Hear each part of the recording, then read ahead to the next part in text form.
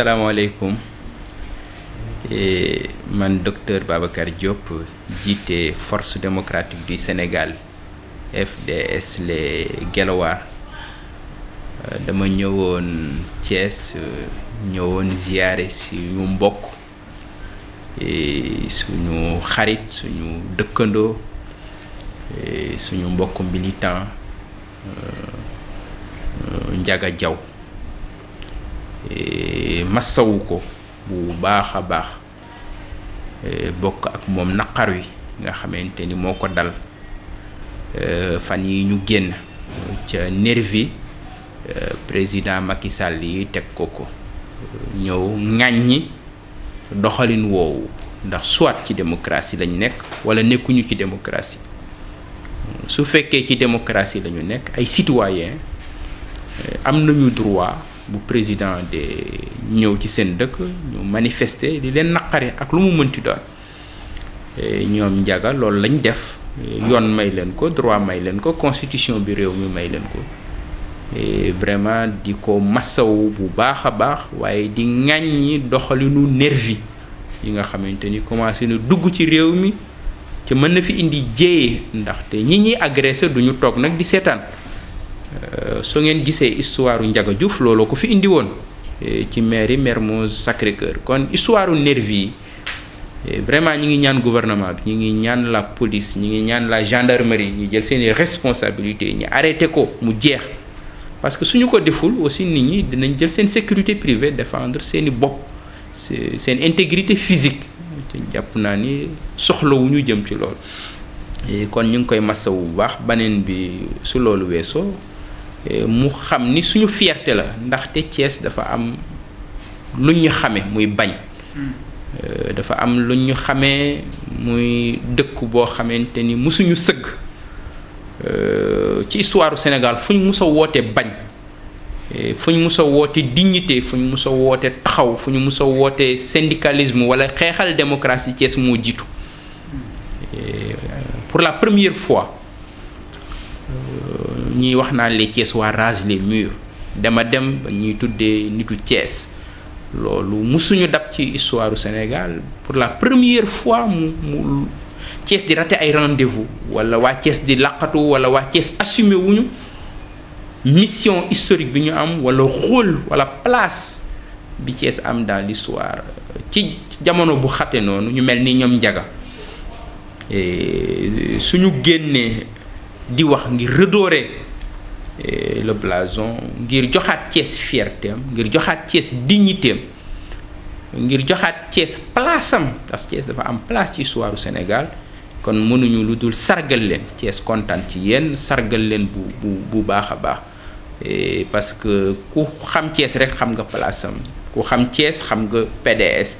surtout que ngeen nekk PDS parce que boo nee PDS héritage bi dëgg mooy da ngay wax Boubacar Sall ku xam Boubacar Sall xam le lion du Kayor ci njàmbaaram ci fitam ci jamono bu gënoon a jafe jamono bu gënoon a critique vraiment kon metti na vraiment parce que tooñ nañ leen parce que jaay nañ leen doole parce que dëkk bi amul yoon moo tax ñu teg leen waaye aussi nga xam ni Thiès kontaan nañ ci yéen parce que man très sincèrement loolu moo ma fi indi parce que gis sa njàmbaar gis liggéey bi nga ci liggéey fan yi moo tax ma ni su ma ñëwee Thiès lu ma xat-xat bala may génnaat di delluwaat Dakar dinaa ñëw ziar si la massawu la donc sargal la bu baax a baax en tant que doomu Thiès bu kontaan ci taxawaayu doomu Thiès ci tànk yi daal vraiment ci gàttal mooy sant sargal suñu mbokk suñu xarit Ndiaga vraiment ci taxawaayam ci événement yi nga xamante ni ci la ñu génn. su ma nee suma mag peut-être ñu bëri mën nañ bañ a comprendre mais moom suma mag la ci biir parce que moom ak suma mag ñoo bokkoon classe donc suma grand frère la di ko dalal ci fi nga xamante ni këram la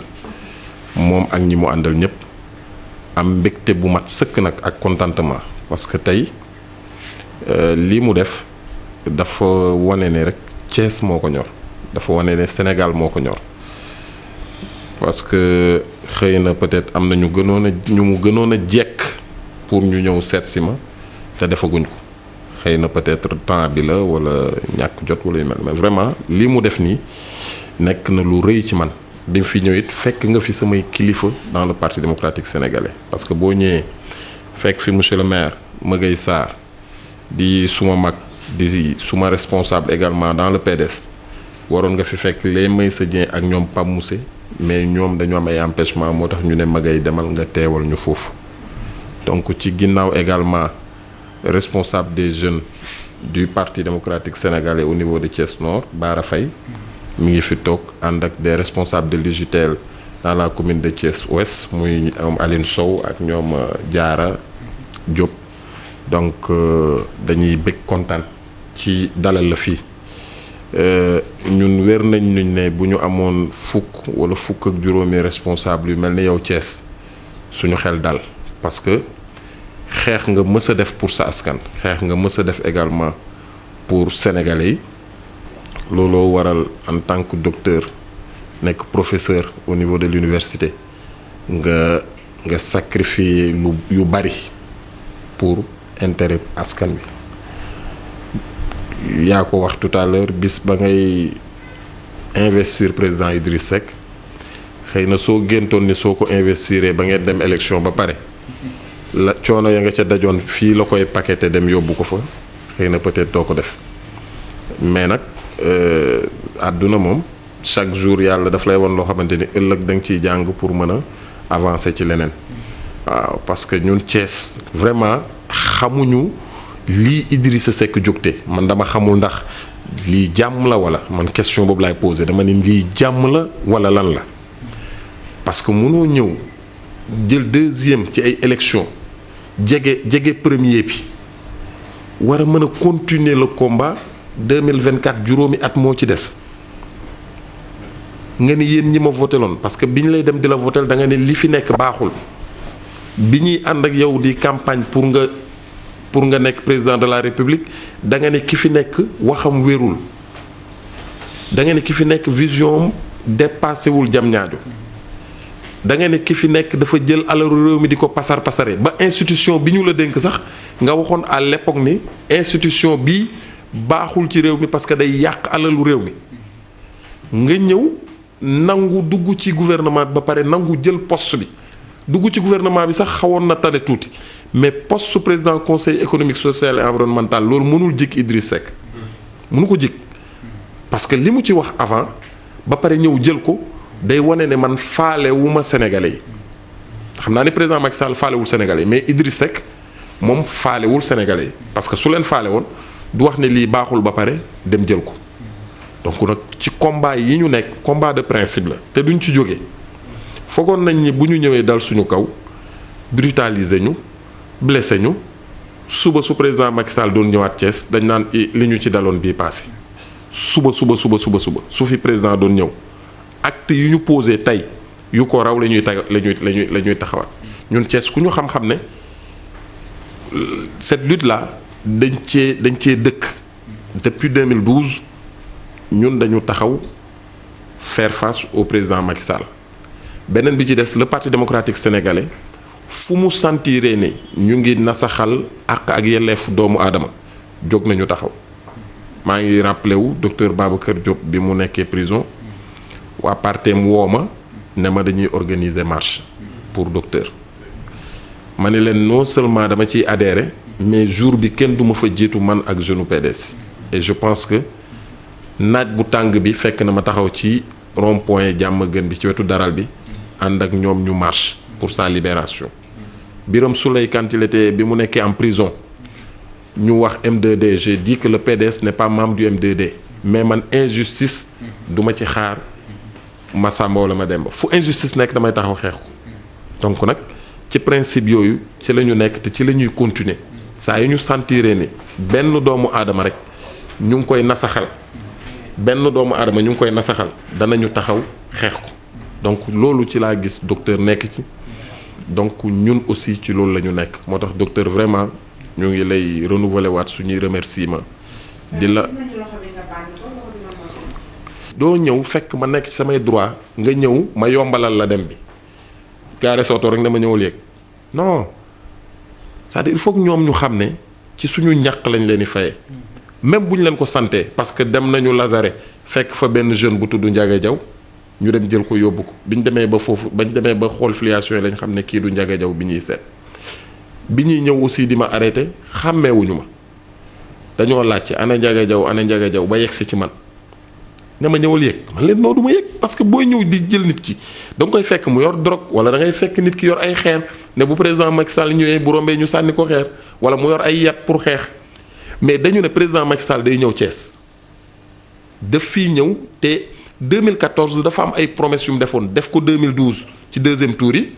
parce que bi mu toogee deuxième tour dañuy su ma faloo mois d'avril dinaa relancer chemin de fer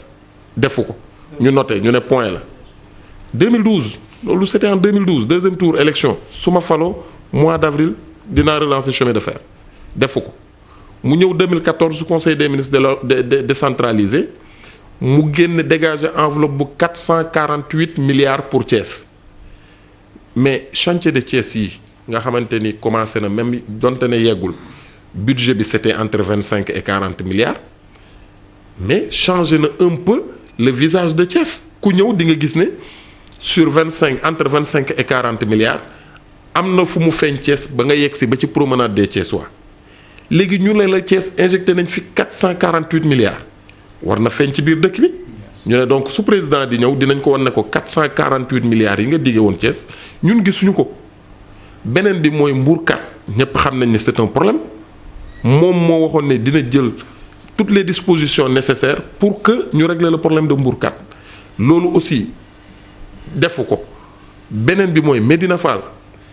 maa ngi massawu suma rakk Baara jabar ji dafa avorté parce que nervi yi ñoo leen tabassé dóor leen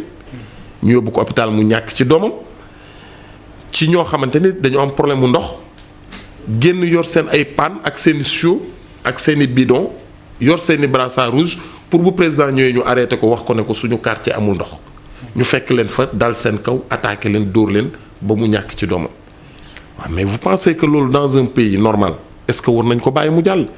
donc nag moom tey li mu def daf ñuy gën a encourager c'est-à-dire daf ñuy gën a motiver day yokk également suñu détermination donc daal monsieur le président maa ngi lay remercier bu baax doon ñaan rek ñu may monsieur le maire mu sànni ci kàddu comme ça au moins ñu soog a faire waaw non man maa ngi tudd Maguette Sarr di adjoint au maire à Thiès Est waaye yàlla defit ma nekk ci njiitu PDS yi nekk fii ci Thiès. kon dañuy am mbégte ak fierté di ko ñaanal yàlla taxawu ko parce que ñu mel nii ñu mat a tiitaroo lañu waaye ñu jar a jàppale lañu koo xam ne sa lépp jox nga ko saw askan jox ko sa waa réew te mënoon defi leneen wala wuti leneen am na xam-xam bi am na njàng bi am na daya bi itam waaye li ko ëppalite mooy taxawu Sénégal taxawu aw askanam ba li fi mag ñi bàyyi woon ñu sàmm ko aar ko ba mu ñoŋ kon wax dëgg yàlla Babacar ñu ngi lay jaajëfal ñëw bi nga seet si suñu rakk ji Ndiaga kontaan nañ ci lool bég nañ ci lool waaye yàlla na ko yàlla fay Ndiaga moom it ñu ngi koy massaw ci taxawaayam am na fit am na ngor am na jom li tax Ablaye Wade teg ko loxo Ablaye Wade teg loxo kuy cuune Ablaye Wade dem na ba këram muy wax ñuy dégg ci Ndiaga kon suñu gisee li xew keroog le 29 du ñu bett laneen moo ñu doon bett Ndiaga mooy PDS say Ndiaga ba muy dem àndoon nag ndaw PDS Ablaye Wade moo ni la jeunesse est le fer de lance du parti kon bu fer de lance bi jógee taxaw pour défendre les valeurs yi leen Ablaye Wade inculqué woon kon lépp mat na Ndiaga mënoo ko génne PDS kon taxawaay PDS la fa def te jàpp naa ni bi mu gestoo gis na ay nattangoom ay ndaw ni moom ñoom Baara ak ñeneen ñi taxaw ci wetam te looloo ci am solo te nag xeex bi dalul woon xeexu PDS xeexu waa réew mi la kon ñépp lañu waroon a laaj lu tax mu demee ni mu war a demee keroog parce que yëfu réew mi la kon ku mel ni Ndiaga ku mel ni Babacar ak ñoom seen ñu ngi leen di jaajëfal di leen sant di leen gërëm parce que seen taxawaay delloowaat na Thiès place am ci xam ko ci bañ ci xam ko ci nangu dëgg mais ci xam ko aussi ci gëm seen bopp loolu la ñu màndargaal keroog moo tax ñu ngi leen di sant di leen gërëm ci turu parti bi nga xam ne tey ñoom laa représenté ñi fi nekk ñëpp Ndiaga wax na léegi dañu am gàllankoor mais teew naa fi teewal naa leen fi Ndiaga xam na ni ñu ngi ci wetam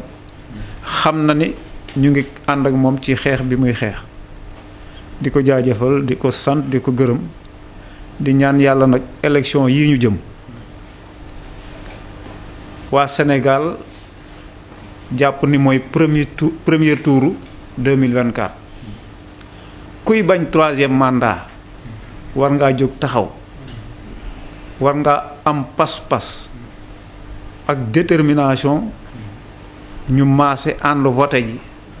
contre la liste de Benno Bokk Yaakaar ak seeni alliés loolu mooy lijjanti 3e mandat waaye Thiès ga nga xamoon Thiès ga daan bañ Thiès ga gëm seen bopp bu ñu génnee xam nga ni waa Thiès génn nañu